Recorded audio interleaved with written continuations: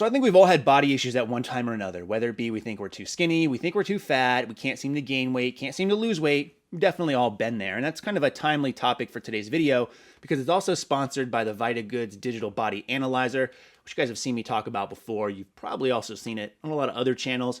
And I can honestly say I use this thing every single day, and I have since they first sent it to me about a year and a half ago. Now, I use it just primarily to track weight.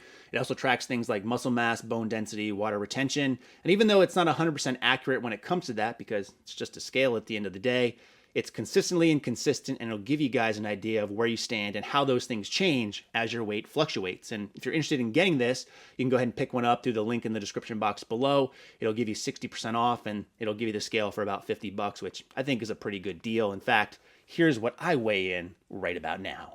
So 231 this morning, and my weight fluctuates a couple of pounds each day, but I like to weigh myself and track each one and just throw it into a tracking app just for peace of mind. So I always considered myself on the skinnier or lankier end, and I think part of this has to do with the fact that I'm a little bit taller than your average YouTuber, roughly around 6'4". I used to definitely be 6'4", but given the time and age that I am now, plus adding the fact that I have some jacked up squats and deadlifts, I'm probably more towards 6'3". But still, I've always been more on the skinnier side, and this is confirmed in the comment section below when I'm told that it's surprising how strong you are given what you look like. So that's always good. But that being said, through my time on YouTube, I've really fluctuated quite a bit in weight, in my opinion, with a low being around 215 and a high being around 240, about a 25-pound variance. And I've played with different things over the years. But that being said, I can never really get over the hump either way of either being shredded or just being big and strong. So that's really what I want to talk about today, because I'm going to put in an effort to try to go on a somewhat of a controlled weight increase or caloric surplus. I'm not going to say bulk, because what typically ends up happening for me when I bulk is kind of all things go out the window, no restriction, and I just end up getting fat, like in the case of 240. Or in the case of where I was 215, at the time, I just felt like I was really skinny and weak, and thus abandoned that cut and didn't want to go any further. Although if I look back on the video now, that 215, I think I look pretty good. But on the flip side, that 240, I feel like I look exactly the same. I just had a bigger gut. And that's probably one of the reasons I don't have any shirtless pictures of that example. And that's always been something that I've really struggled with. I can't really do anything slow and controlled. I either go all in or don't do it at all. So in the case of a cut, I'll cut calories probably faster than I should. And at first, there's no real repercussions, but then it starts to hit me. And I think this was really evident recently in my training cycle, where I was floating more towards around 232, 233 pounds. So on the higher end of my weight class, in fact, a little bit over. And I was feeling really confident in the way that I was lifting, that I thought, you know what, it will probably do me good if I cut weight a little bit. That way I'll improve my overall Wilks score. And if you take a look at the tracking of my weight, which I've been doing on that scale, right around the time I started to cut weight, you can see there was a pretty good drop off, and then it kind of leveled out a lot lower.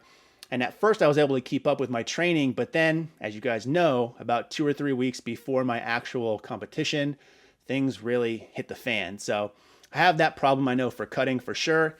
And the same thing is always true with bulking, because anytime I go to try to add weight or do a caloric surplus, again, I kind of take off any restrictions I may have had before, or in some cases don't even track as much as I do at all.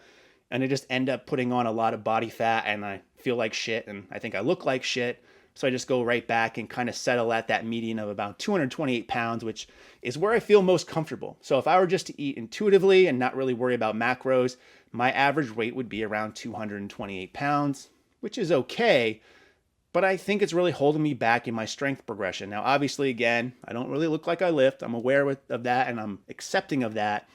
But one of the things I really want to focus on is trying to slowly increase my caloric intake in the hope that there's still some muscle to be made. You know, I'm not dead yet necessarily. I'm close, but I'm not dead yet. And that's really what I want to focus on. And what that might entail also is having to bump up to a higher weight class in my next competition, since I'm right kind of on the border. And that's what's been also tough for me. The fact that when I go to compete, I compete in the 105 kg weight class, or 231 pounds. I'm always at the top of the game, so to say, when it comes to that. But I'm always a lot smaller, I think, than a lot of the competition, because most of the people that are competing that are around my same weight are probably like 5 or 6 inches shorter, but they're much wider. And we all know that counts for a lot these days. So what I'm going to try to do is really focus on me for a little bit and not get fat, but increase my weight slowly and hope to increase my strength along with that, as well as potentially some of the size, so that if eventually I do want to kind of cut back down to the 105, I can do that also in a slow and controlled manner. But more than likely, if I'm going to be more competitive, it might have to be at a higher weight class, which means I also have to get a hell of a lot stronger, and the extra food and calories will likely help there. So we'll see how it goes. I'll keep you guys updated, but in the meantime, we'll catch you next video.